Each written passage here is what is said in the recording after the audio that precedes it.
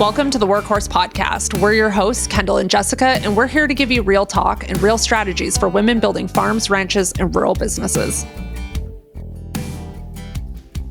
I realized just as you went to hit record that we should have probably spaced this one out because we're recording it before the big announcement episode dropped, and likely that little form with questions is going to pop off again after we drop the big announcement. But we are here with another episode of what we're calling Straight Talk, which is you send your questions in to the anonymous survey form that is on my website. It's linked in the show notes on all of the podcast episodes, and we answer your questions and we give it to you straight. I don't know any other way to say that.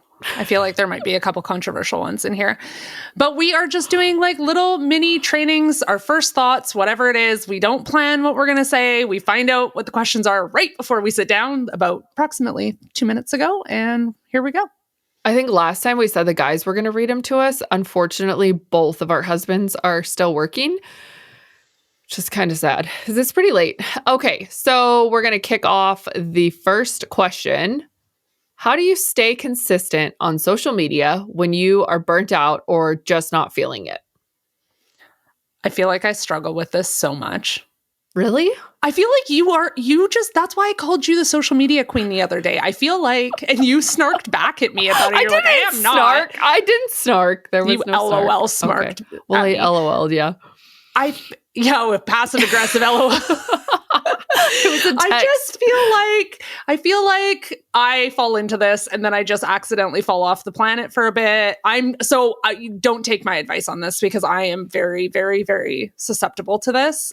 And I just know that I have a well-rounded enough marketing plan that when that happens, I'm okay. But yeah, I definitely get a little burnt out on the showing up. There's times I don't want to show up, but I think I just have, it's like a muscle, right? You exercise it enough that it just becomes easier when it's hard. Did that even make sense? I think my biggest problem is managing 2 accounts at once. Oh, that's awful. Although I struggle to combine all the different facets of my business into one account because some of them are so wildly different. So the struggle, I think, is there both ways, but you are having to produce twice the amount of content. I just have to be really effective in what I put out because I know that it's split through so many, or I find myself wanting to make 3 posts in a day and you're not supposed to do that, which is a struggle for me sometimes. Sometimes I have so many thoughts going on that I want to make like 6 reels and post them all. And then I have to smack my phone out of my hands and say, nope, stop, we're done. We did our one for the day. I'm just finding that my brain is not switching from one to the other as easily as it used to, I think, is my biggest problem. Between your accounts?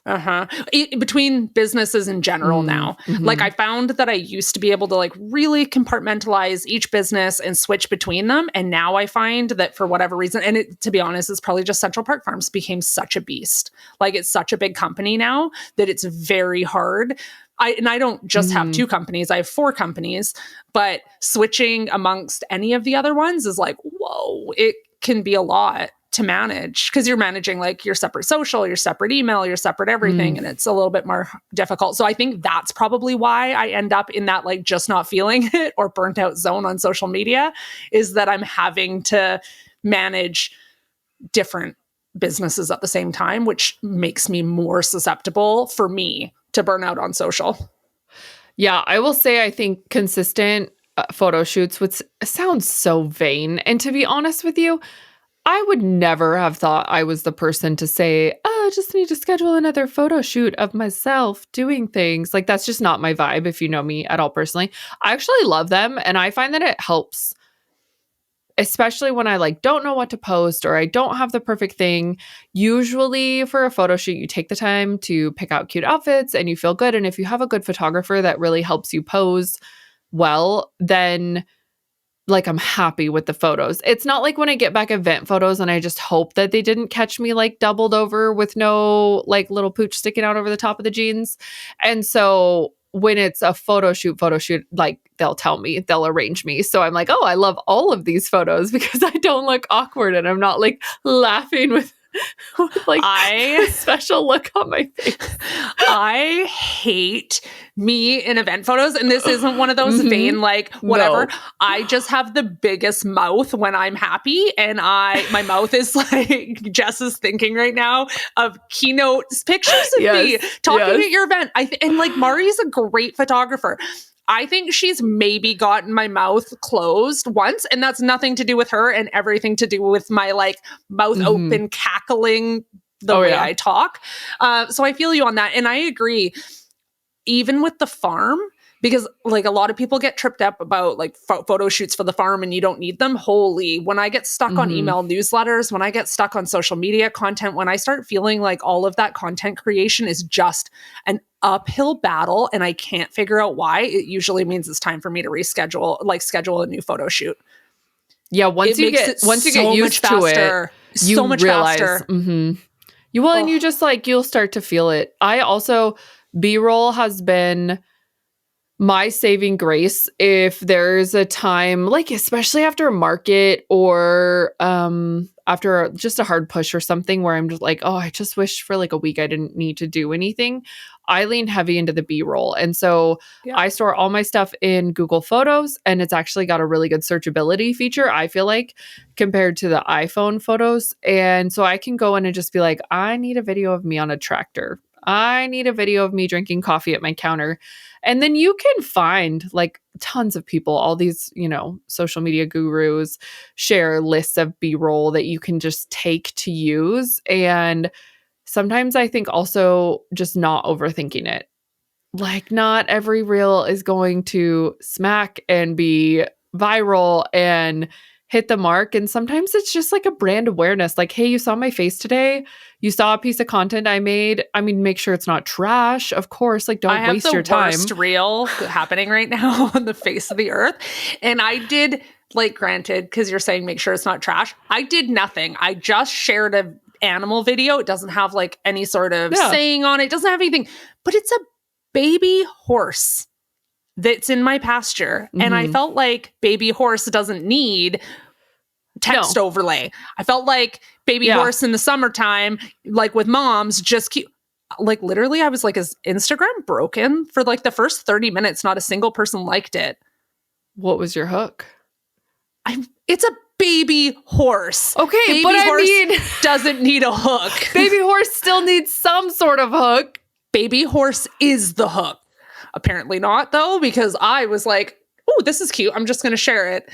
And I thought that it would be like better than putting it in my stories because I thought my customers would want to show their kids the baby horse, which is like pretty legit with my customers that they would want to show their kids. Like, so I was just trying to make it have a permanent space for it. Well, 3 people are going to see it. So if you're listening to this, please go like it. I'll go like it right now. I mean, to be honest though, like I think I have some that are like not even over, I don't know, a couple hundred views. Like some days we hit it, some days we don't. Trying to stay consistent though, because it is like falling off the wagon with your diet. It's so easy to say, oh, I'll start again tomorrow. And then the next thing you know, it's 4 months later and not a single pair of jeans fits.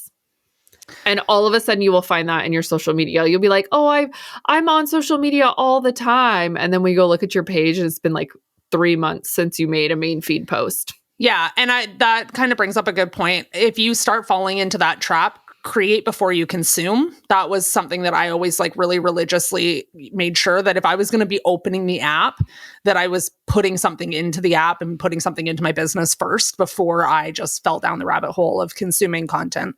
Like bare minimum, guys. You don't want someone at home who wants to be a customer of yours thinking, oh, what was the name of that company that had widgets?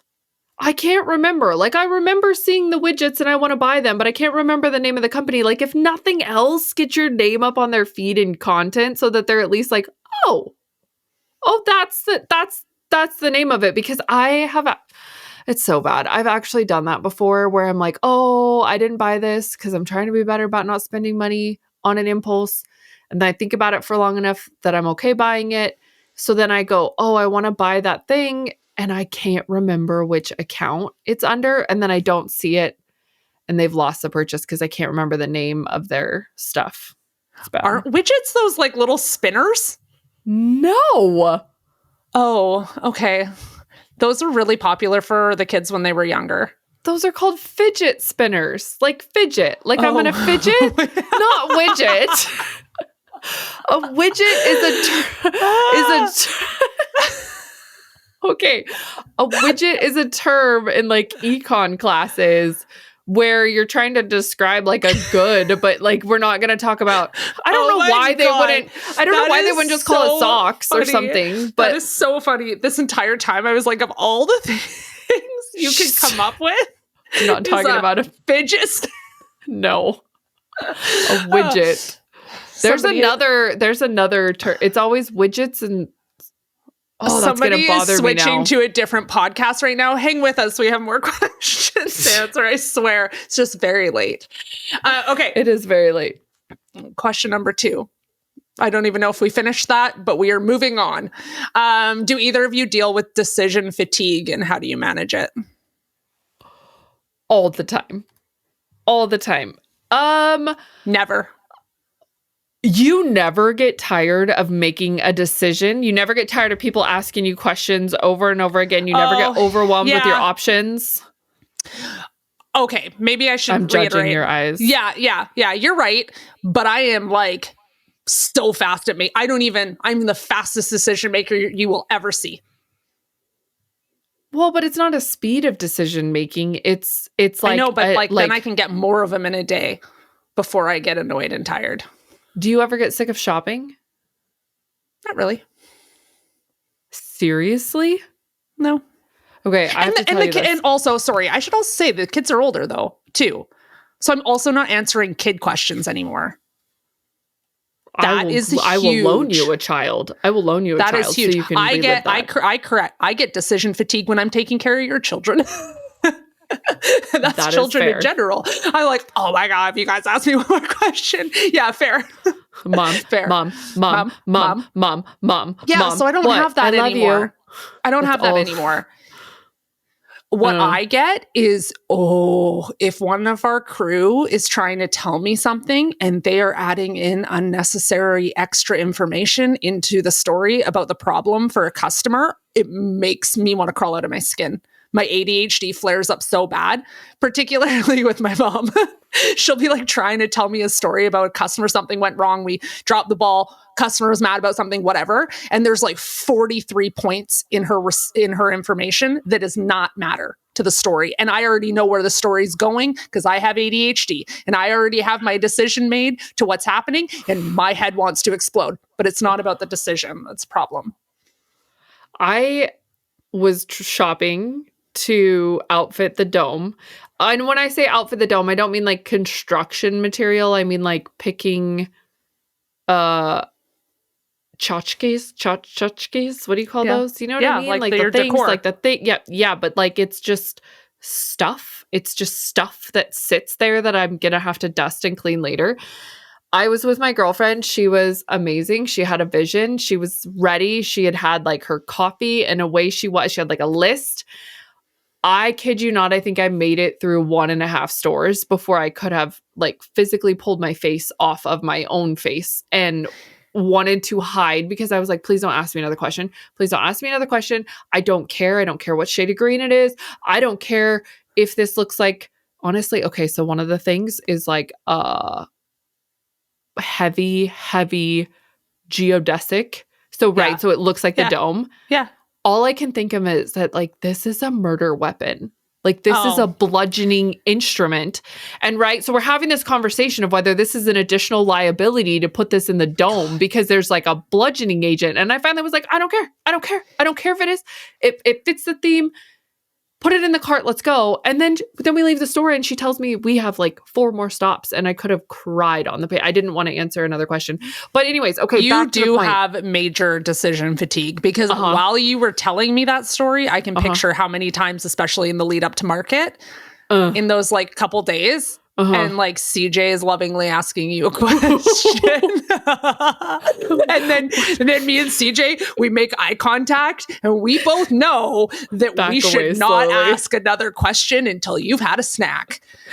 We just make eye contact, like we use our peripherals so you don't even notice, and we both know that we've asked too many questions. I think on my part, it's frustration that I can't just hand you my brain. I don't know what part of, if that's the ADHD, the undiagnosed ADHD, I should say, the unmedicated undiagnosed ADHD, or you don't need to add undiagnosed. I diagnosed you. Unprofessionally diagnosed. I don't know professionally diagnosed, and I feel like that gives me the ability to unprofessionally diagnose you. It's like you were saying though, like, you know where the end of the story is, and so in my head I'm like, I already know where the answer is. Why are you asking me clarifying questions? Like, in my head I very clearly told you, and I haven't. So decision fatigue. I get to the point, like, how do I manage it?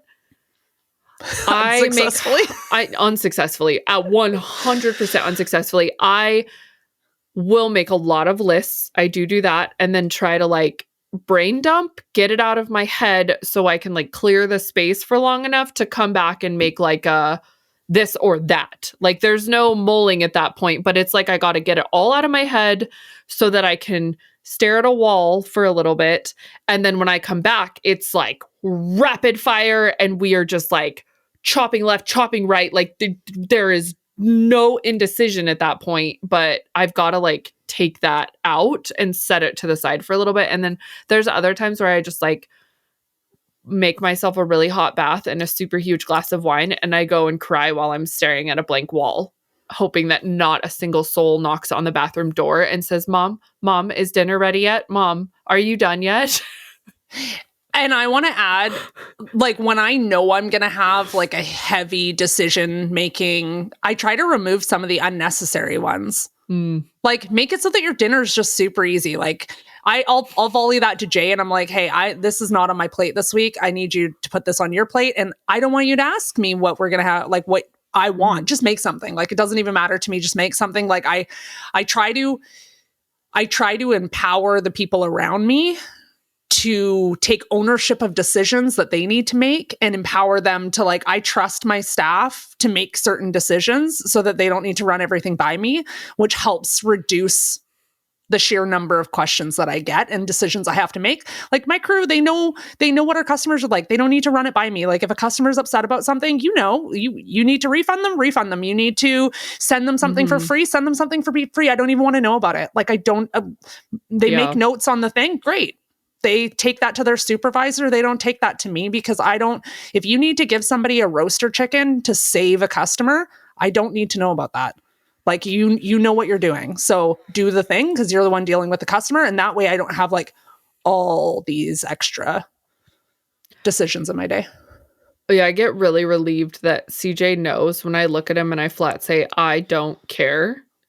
He doesn't hesitate. He's like, no, she really doesn't care. Like, please do not. This is not like some cute little game that the girl is like, I hope you can guess what I want. Like, no, she does not care. As long as there is snacks and preferably a drink involved, and maybe like 30 seconds of silence. I also like flat shut down. I will just crash for, I don't know, we usually have a long drive everywhere. Like, it's at least an hour for anything we do, I swear. And so I'll sack out for like 15 minutes in the car, just hard. Like, we're talking drooling against the window. I mean, I can be sipping on a Red Bull and then be drooling on the window in less than 20 seconds. Only in these instances, not when it's actually time to go to sleep, though. That's when my brain thinks it's overdrive time. But like, I hit this and I just like shut down for a little bit, and it's like someone hits my little reset button, and I'm like, whoop whoop, okay, here we go. Never. Jay can do that. I could never. It's the car. It's something about the car. I don't know why. Okay, sorry. Okay, this is hilarious. We started out this podcast right before we hopped on and hit record. We're like, oh yeah, we're gonna try to cover more questions. We have made it through 2 in 20 minutes. There's no way we're making it through all of these, so I'm so sorry. Pick your favorite, Jess. Pick your favorite. Oh gosh. But not the last one, because the last one has to be the last one. That is the last. Okay, so we're gonna have to skip a few. I'm sorry if we're skipping your question. We will try to get back to it. How about what does a typical day actually look like for you both? I love that one. Jess, do you want to start? Yeah, I have no typical day.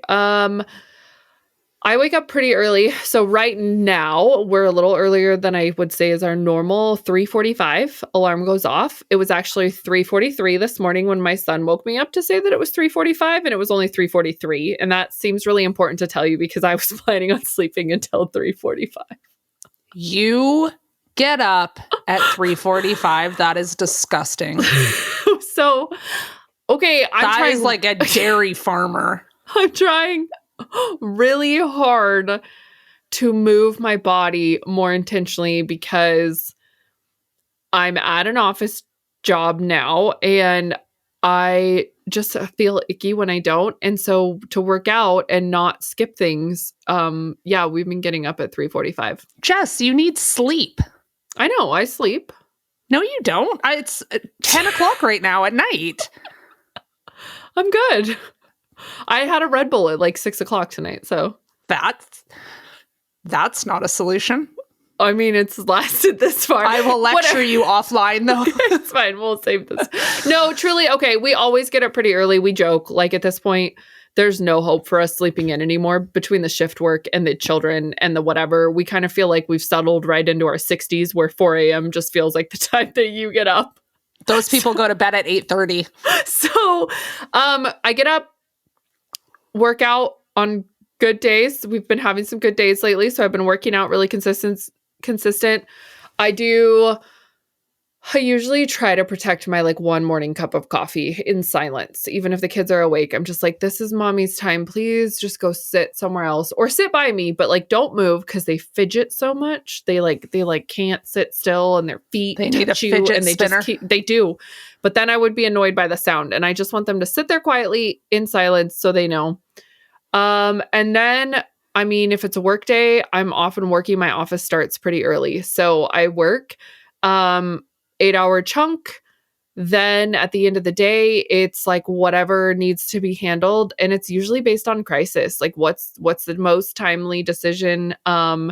Things constantly change. Like today I found myself at 3:10 pounding in stakes for my dad because he needed help staking out the end of the driveway for the 811 dig guy to redo the entryways. And so I was out there doing that while my kids were starting their homeschool. We knocked out their lesson. We were in the car by 4:20, headed to soccer practice, soccer in town, headed back out. My car died. I was very sad about that. At the gas station, it wouldn't start tonight. It was so fun. So then I got home. Then it was chores, water everything, go over to the dome, check on everything at the dome, make our last punch list for that. And then hit record on the podcast at 9. I would say like 9:30 is normal for us to start working. Work till about, I don't know. What do you think? 11? Was it 11 last night? It was 11 last night. Mm-hmm. Yeah. Doom scroll for 20 or 30 minutes. Get up. Go again. I'm exhausted listening to that nonsense. I know. I used to have a schedule like that too. No, my schedule is just a bit better now. I feel like part of it is that I'm in a season where I'm not willing to sacrifice the kids. For a long time, the kids did not get to do things because we were in a big building stage. Like we were over remodeling the farm school till 11 o'clock at night. And that meant that we didn't commit to anything. Our schedules were really crappy. So we never and could you were put building them in the anything. House. You were building the house. Everything was chaos. Like that's nothing to do with how you were showing up. That just was physically would have been impossible at that time.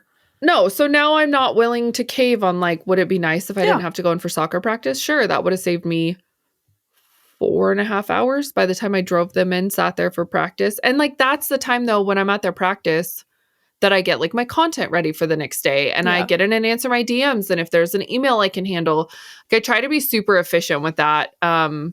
Same thing, like I was handling a call on like a market call as we were driving to the dome to water stuff. So it's always like doing 2 or 3 things at once to try to get it done. And I get asked that a lot. Like, how do you get everything done in a day that you get done? I don't really have a good answer other than like when it has to get done, it just has to get it, like you just find ways to do it. And like my kids' schooling fits in around it. I don't know that that's a long-term solution, but for right now, it's like we do it when we can. And if that's 7:00 at night, it's 7:00 at night. If it's first thing in the morning, it's first thing in the morning. I don't know. Yeah. My day looks very different than that these days. It did used to look very different than it does now. Alarm usually goes off 6:30. But we don't actually, we wake up before our alarm. Like we're naturally already awake, but kind of 6:30. You were talking smack about me getting up early and you wake up prior to your alarm. Like, well, we're just naturally, we're just naturally kind of awake. So that time, get up. If Jagger's here, get Jagger out the door for school. Which is not like anymore. Not anymore. I know, 3 weeks and he's done. No, that's like incredible. And he's the age that he is. I mean, Jay still makes him breakfast every morning. That's like a important thing for Jay. He really cares to make Jagger breakfast. I usually just am like, better hurry up, bro. You got to get out the door. That kind of like moral support. I'm just like yelling at him to get in his car and leave. Get out of here. Then oftentimes I'll jump in with Jay. Now, this is going to be like one of these lessons that somebody's listening to and they're going to decide whether they want to have a bigger company or they want to have a smaller company. I don't actually farm that much anymore. I quit my corporate job where I sat at a desk in an office so that I could farm because I was really enjoying farming. And then I farmed my way into a company where now I'm back at a desk. So I actually spend quite a bit of time at a desk now, if I'm being totally honest. I have breaks, like I'll go help at the butcher shop. I rarely ever am in the store, like almost never in the store as far as like helping or doing anything, to the point that it's a joke. Like if one of the ladies in the store sees me with the square reader in my hand, they immediately come over and they're like, we'll take that. Like I'm slow. Please don't mess this up. They do not. The only time I pack orders now is at Christmas. Like I'm not very fast or efficient at it, and I'm just not really in the loop that much on it anymore. So I spend quite a bit of time. I handle all of the paperwork organizing. We outsource our books, but I take care of like putting that all together, all the customer service. I do a ton of administrative. I run errands for the farm too sometimes, and that's really just to give myself a break to get out of my office. So I'm kind of all over the place. That said, now that the weather is nicer, you will find me out doing more like fence fixing and stuff like that, just because I would rather work late with the admin stuff and be able to spend time with Jay outside doing some, enjoyable farm stuff. Like I love building fences. So if there's a fence to build, I'd rather do admin late. I love building. That's my favorite thing about farming is building fences.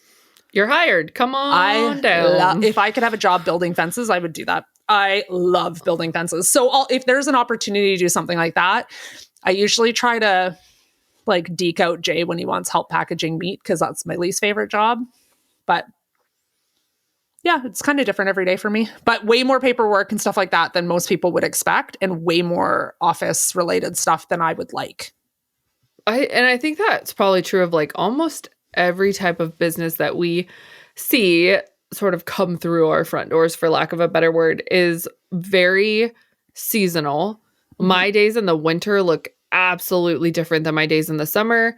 And then just with like rushes and busy seasons and stuff, it can change so much. And there's times with my work where I will have like evening meetings, or I'll have to travel for work, and then like my hours all get stacked at one end. And then so the second end of I have a very flexible, accommodating job, which is the only reason that I'm able to juggle all of this at this point. And so there's some days where in the middle of the day, I'm like, hey, I'm going to split my hours today. I've got paperwork to do later. And then I'll go out and tackle stuff. And so I don't know that there's like a super, super typical, other than that alarm clock going off in the morning. Okay. We're 30 minutes in. We have to at least get through like 2 more. Okay, go. Why did you put it back on me? Because I like not knowing which. Okay, we're gonna do a rapid fire one. This is like that game, the shoe game that you did where you like held up your hand, but you couldn't see each other, except for we can see each other. Who's more likely to accidentally double book themselves, Jess or Kendall? Jess. You had your pointer finger up before we even started. 100% me. 100%. Bajillion%. To be fair, I have a lot of schedules. Like I have a full-time work schedule I have the ranch schedule, which the ranch schedule has a wedding schedule and it has now a short-term rental schedule and a harvest host schedule. And then I I'm have the rolling kids my eyes. schedule. Why? I also have lots of schedules. I have like 11 employees here that all have their own schedules, and I've got multiple companies. Double booking employees is not double booking yourself, though. No, I just mean I have to keep track of all these people. I know. No, I'm really bad about it, honestly. More times than I care to admit have I like had to tap in CJ or accidentally. Don't get me wrong, though. I have double booked myself. I'm just less likely. Yeah, I've triple booked myself. That was the worst. And I felt really bad about it. And CJ just cannot for the life of him. He's like, how there's not even that much room on your calendar. How did you do that? And I was like, I don't know. It just happened. Can I tell you the craziest thing? Jay does not have a calendar. He does not schedule anything. Jay's my spirit animal. He has the luxury of having my mom and me as his personal schedule. He just tells us when he has things, and then mom and I both schedule it in our own calendars and then tell him in advance. My mom even asks him how much my mom works for us. Just those of you who don't, like, it's just not just calling my mother, his mother-in-law, and just being like, I need you to remind me about this. She does work here. But no, and then she'll say, do you want like a day before reminder and an hour before reminder? And he's like, yeah, that's good. And then she'll set it, and then she reminds him. And if she doesn't get a response back, his reminder too. Yep. And if she doesn't get a response back, then she messages me to make sure that I get a hold of him. It's official. I want to be Jay when I grow up. Yeah. He's just roaming through life without a care in the world when it comes to his schedule, because his mother-in-law is making sure he's on time. I want an executive assistant. Like, I have a virtual assistant. She's amazing. I want an executive assistant that when I wake up, I'm greeted with a text message that's like, hi, today you need to wear this because you have this, and this going. And don't forget to leave this, and dinner will be on the table at 11 or dinner at 11, lunch at 11, whatever, and not have to think about it. So Jay's my spirit animal. Okay, moving on because we promised we would get through some more questions. Okay. How do you this is such a good question. Sorry. How do you deal with tech overwhelm when there are a million platforms to manage? Well, most recently I used AI to help me eliminate what I didn't need by streamlining what I needed for my workflows. I used tech to eliminate tech. I have not gone that route yet. It was so good.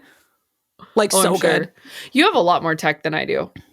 You have a lot more tech than I do. Much tech. Like everything from routing delivery drivers to multiple online platforms for selling. Yeah, I have a lot of tech. I've eliminated a lot though, and I've made it so that the tech works together way better. Well, which feels like a huge for AI. And that basically answers the next one. How AI is actually let me back up here. Can you explain how AI is actually helping rural business owners in a real day-to-day way? Well, there's one right there. Yeah, I mean, I just did a huge one though. We just did a full pricing analysis on our products where it like analyzed my margins. It helped me figure out my wholesale pricing to like third parties. It reevaluated which prices needed to be increased for prepared foods. It did a ton, figured out my cost per, for the sizes and like all sorts of stuff. We did a full cost analysis with AI last week. It's mind-blowing to me what can be done with it. Oh, it's insane. And especially in Canada, we use kilograms and then pounds because we use both because of the US. Sounds awful. It is awful. But AI changes them to the correct and then, it's amazing. That is awesome. I mean, if we're talking real day-to-day example, it's not really a day-to-day, it's a once-a-year thing, but it just helped me successfully complete my lodging tax application for Market in the Mountains. It got me $17,500 to market in the mountains. What a good return on investment, hey? I know, a $20 a month program, and I was able to get that from it. And when I say that I was completely overwhelmed, not by the sheer number of questions on the application, but by the fact that like it was asking me for very specific calculations which weren't necessarily metrics I was capturing. And so I had to find a way to like extrapolate that information from the data that I did have. And I was in my head going, there has to be some sort of industry standard because like people have to run across this problem more than once. And it helped me do all of that. I mean, it helped me so much. And I know we're going to talk about this more, so I don't want to beat a dead horse, but it was one of those ways where I was like, looking at the application, dreading doing it, knowing I needed to get it done, going, is this even really worth it? To busting through this thing and going, man, I wonder if AI could help me with this. And then just sitting down, and within 25 minutes, I was like, I'm onto something. It's going to help me with this. And then within 35, 40 minutes, I was like, how much further can I take it? How much more information can it give me? How much better can this be? And I was shocked, like blown away. So, and I was the biggest disbeliever of AI. And you were a hater. I am. Well, I am. I was, and I still am in some instances. And I'm still, I mean, I've said it more than once, like there's a right way and a wrong way to use it. I formerly thought that there was only wrong ways to use it. Mm-hmm. But I'm also like, I would hope most of us are a big enough person to be like, okay, I learned better. So yeah, I'm going to change my opinion on it. Like I'm allowed to change my opinion based on additional information, and I'm going to, because I'm an adult and we can. Nobody's telling me when to go to bed tonight. Next question, because this one was juicy and we needed to do this one. Which one? Sorry, I lost track of where we were. The last one. What business hill you'll die on that might be considered controversial? I knew what yours was going to be the second I read that question. MLMs are not small businesses. If you are in snap, crackle, pop, like that was so lame. So I will, and I have always said this, like from the beginning of organizing women's events, like women in business events, if you are an MLM, if you are in an MLM, because no one I know owns an MLM. If you are inside an MLM, you are not a small business owner. Not to say that you can't make money doing it, not to say that you can't work really hard, not to say that you are not profitable. I'm not saying any of that. I'm just saying you're not a small business owner. And that gets real controversial real quick because that's how they sell to their buyers, for lack of a better word, is that like, oh, you set your own schedule. This is your business. You have ownership of it. But I am here to tell you that if someone else decides how and when you get paid, you don't own the business. If someone else provides you your marketing information, you don't own a business. I mean, granted, you can contract out for that, but you get what I'm saying here. Yes. MLMs are not small business. That's a hill I will die on. I agree. I have somebody who is very close in our family unit, which I will not say more so that I'm not being shady. But it infuriates me when people compare her as a small business owner with me as a small business owner, because like love and like so happy that you have found a passion that you love and that it makes you money and that you work hard and all the things. But it is not the same as what I am doing. It just isn't. It just isn't. It doesn't make one right and one wrong. It just is not the same. Mm-hmm. It is being a salesperson for another company. I used to be a commission salesperson at one of my previous companies. I worked in sales for a large transportation company. I was a commission salesperson. The harder I worked, the more money I made. They set pricing. That was literally the same as what this is. And there's no shade in that. It's just not the same. And I think that it takes away from the massive overhead, the massive stress, the massive like commitment and everything else. And I feel like lately there's a lot of MLMs that have been changed from an MLM program to an affiliate program, which literally means that you're not in control. Like if that can happen to you, you're not in control of the scenario, which proves the point. That was not my hill to die on.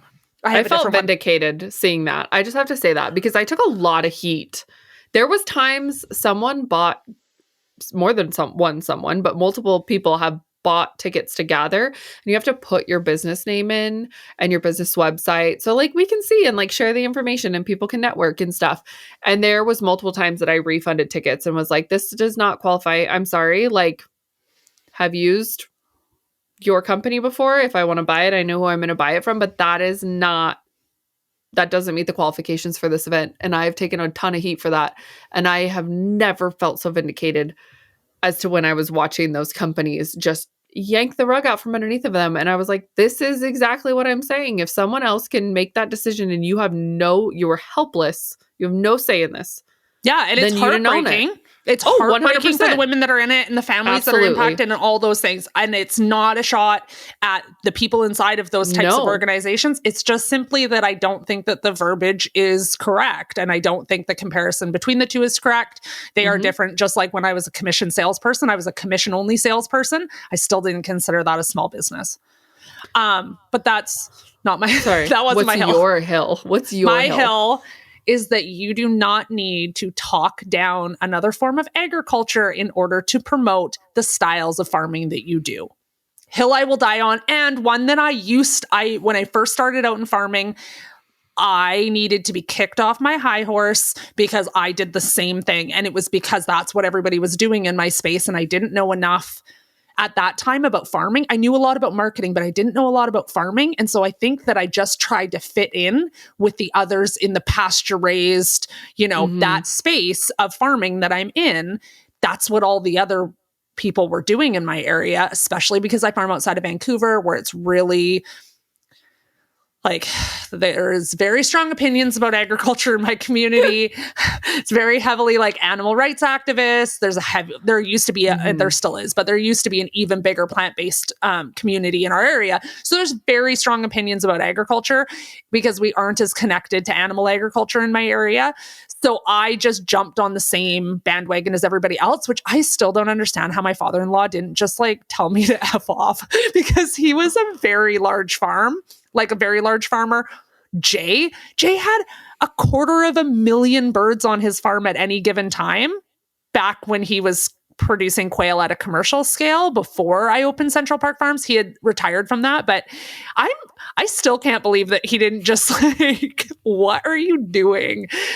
Bless. But now I have seen what that does. First of all, it pits different forms of agriculture against each other, but it also creates a ton of shame around food.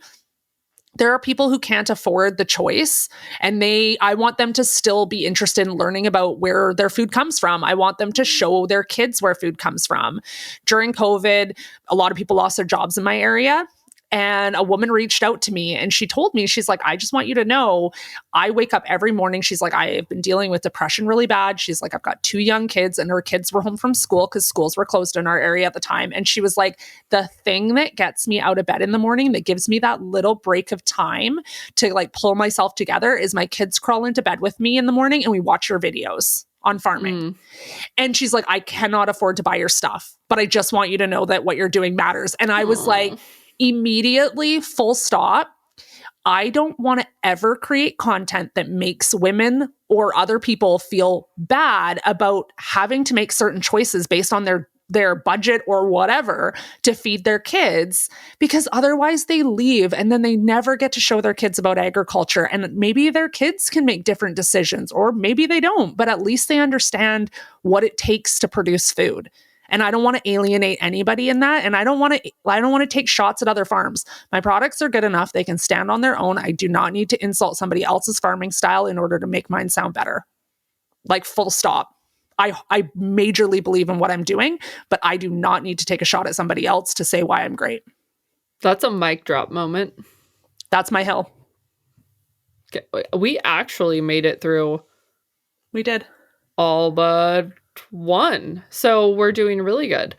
I love these. I love the off the cuff nature and the ability to just like rapid fire through. So thanks for joining us for another episode of Straight Talk. And now we are off to do a little bit more work, I think, before the end of the night, because when you are passionate about what you do, I think it's really easy to push through when you need to. And Kendall is always warning me about burnout, but I haven't hit that point yet. So we're going to go push a little bit more and get some things done. And honestly, I feel like if you enjoy working, you should work with your friend, because then you can hang out with your friend while working and it's extra fun. It doesn't always feel like working. That's for sure. Just make sure it's a very strong friendship with very clear expectations. I will say I've learned that the hard way. And it's refreshing to work with someone who matches my energy and matches my work ethic. And that's important to consider. So much more on that topic. We will save that for another day, though. Thanks for listening.